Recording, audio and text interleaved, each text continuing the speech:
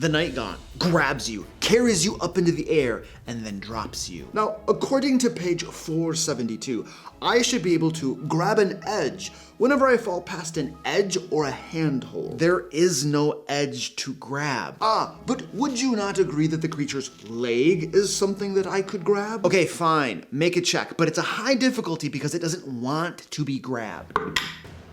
Ha!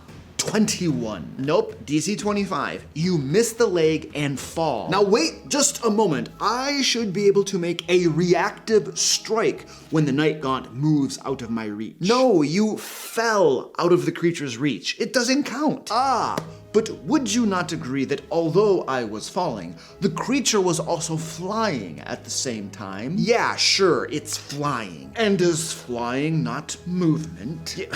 Yes. Then the reactive strike applies. Okay, but it's a moot point. You used your reaction when you tried to grab its leg. But the only reason I don't have a reaction is that you set an insane difficulty to grab an edge. I told you it would be difficult. But if I had known it would be that difficult, I would never have attempted it. Okay, whatever. It's too late. If you would, allow me to refer you to a precedent that we set at our last game session. Oh my gosh. If you will recall, you allowed Jason to retcon his attack because he didn't know the target had greater cover, and if he had known, he wouldn't have shot his bow at it. He didn't know because he was in the bathroom when I told everyone else about the cover. Granted, however, if one person is allowed to retcon because the DC was higher than he thought, then isn't it fair that I be allowed to do the same? No, I'm not allowing it. You take 20 damage from the fall.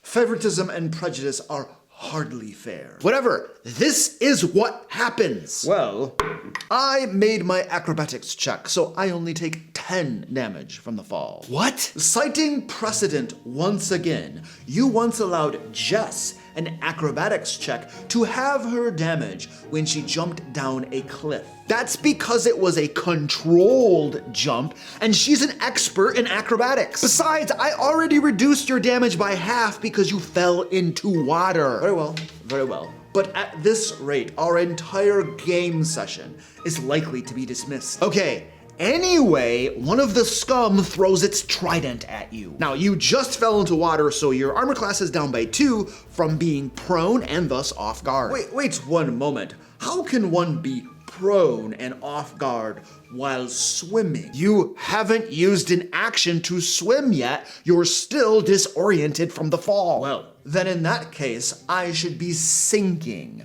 which means the scum doesn't have line of sight to attack me. Okay, fine. The scum throws its spear at Samantha instead. Trident. Whatever, it's your turn now. Finally. I shoot the Night Gaunt with my bow. But you were holding your sword. I have 3 actions. I swap weapons, load my crossbow, and then shoot the creature. Okay, but it has cover since you're underwater. But is the water not clear, thus allowing me to see through it? Ergo, it has no cover against my attack? But you just litigated that the scum doesn't have line of sight to you through the water just a second ago. Correct. However, that was due to its vantage point upon the shore. The Night Gaunt is in mid-air. Hello folks, welcome to the DM Lair. I'm Luke Hart, and on this channel I share my nearly 30 years of Game Master experience so that you can run amazing games that your players will love. And today, as you may have divined, we're talking about rules lawyers. We're going to define exactly what a rules lawyer is because there are actually 2 other player types that folks often confuse with rules lawyers, why they represent a dire problem for your game, and what you should do about them. Now, as much as I hate rules lawyers, there's something I hate even more. The smell of cat pee permeating my basement. Hear me out, hear me out. As you may know, I have 8 cats and a dog to boot. Sure, they're cute and adorable, but they also do bad things. And that's why I love Firelight Fables candles. These premium fantasy-themed candles do more than add the perfect ambiance to your D&D game. They cover up the smell of pet odor. Now granted, this is an off-label use of the product, but it works. At least for me. If you have like a lake of urine going on, they probably won't help. Anyway, the wax is made from coconut apricot. They have real wooden wicks, and they come in a variety of scents. My personal favorites are Dungeon Delve and Land of Shadow. Pick up your own Firelight Fables candles at the link below, and use discount code TheDMLayer to get 10% off. What is a rules lawyer? Now, there are two other player types that are often confused with rules lawyers, but they aren't. First, you have the rules sage. This is the person who knows the rules of the game as well as or better than the game master. And if the game master doesn't know a rule, they can often recite it or quickly find it in the books.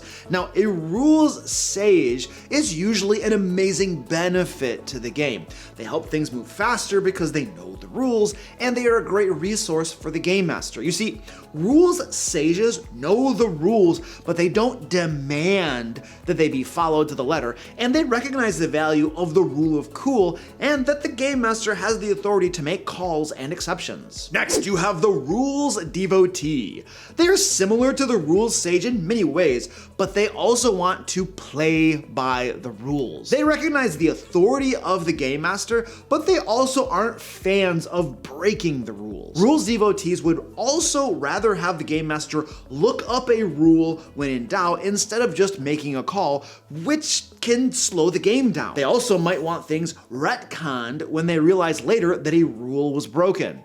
They may even interrupt the game to penalize themselves for previous actions because they realize they broke a rule and they feel guilty for it. Generally speaking, rules devotees are a benefit to the game, but they do have their downsides. So then, what exactly is a rules lawyer? A rules lawyer is someone who knows the rules of the game and seeks to exploit them whenever it benefits themselves. You see, there is nothing wrong with players who know the rules and contribute that knowledge for the overall benefit of the game. However, a rules lawyer doesn't do that. Their motivations are completely self-serving. Furthermore, a rules lawyer thrives on exploits and loopholes. They are in fact called lawyers because they want to litigate everything with the objective of maximizing their own personal benefit so they can win. However, it's not always about winning the game. Many times, it's just about winning the argument. Another defining characteristic of rules lawyers is that they take advantage of the rules whenever it's convenient for them, but they're happy to forget the rules when those same rules would work against them. Furthermore, they are keen on remembering every rules call or rule of cool moment allowed by the game master so that they can exploit them later. Rules lawyers often switch between the letter of the rule and the spirit of the rule based entirely on which interpretation benefits them at the moment. They don't like to let go of an argument because they feel that pressing the issue incessantly will allow them to berate the game master into submission. Rules lawyers also love the word technically. You'll hear this a lot when they litigate their causes. And by the way, the use of this word is a great way to tell the difference between a rules sage or a rules devotee and a rules lawyer. And perhaps most importantly, rules lawyers don't care one lick about being fair, even if that's not fair may be a refrain they frequently use. Remember, rules lawyers don't care about being fair. They only care about themselves. They are first and foremost selfish. Rules lawyers seek to promote their own interests above that of the game master or the other players. By the way, if you're finding this information useful, please give me a thumbs up and share this video with a fellow game master. And if you're not already subscribed to my channel, why not subscribe while you're at it? Because I suck, I know. Well, you're mean. Oh crap, that's not gonna make you subscribe, is it? Let's just pretend let's just move on. You see, this is why I suck. If I were smart, my video editor would take this out, but he also thinks I suck, so he's probably gonna leave this in here, aren't you? Why are rules lawyers a problem? I suspect that you'll agree that in the simple definition of a rules lawyer, we find a plethora of problems that will likely have negative impacts on the game. However, rules lawyers are doubly destructive to the game because their desire to argue and win those arguments does a few things. First, it slows down the game, preventing forward momentum, impeding good pacing, stymieing the realization of goals, and just generally turns gameplay into a slog.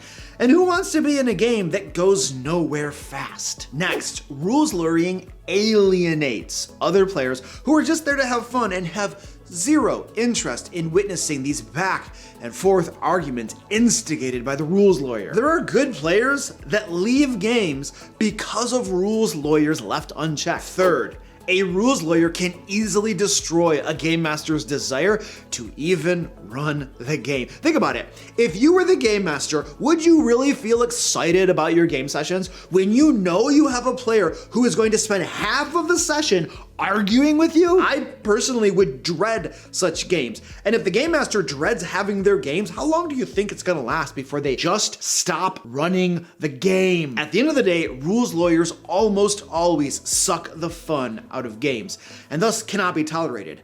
Action must be taken. What to do about rules lawyers? Honestly, the solution is simple, and it's the same solution as almost any problem you might have in your game. Talk to your players. Now, if it were me, I would have a one-on-one talk with the rules lawyer, ideally in person, or failing that over the phone or a Zoom call. However, texting or messaging or emailing is a bad idea. Problem resolution is best accomplished when both parties can see each other's faces or at least hear the tone of their voices. So much is lost in written communication, and it can often lead to misunderstandings, potentially amplifying a problem. The message you want to communicate is pretty basic. Describe the behavior the player is exhibiting, explain that it's causing a problem in the game, and maybe give some examples of how it's causing a problem, and ask them to refrain from the problematic behavior. What?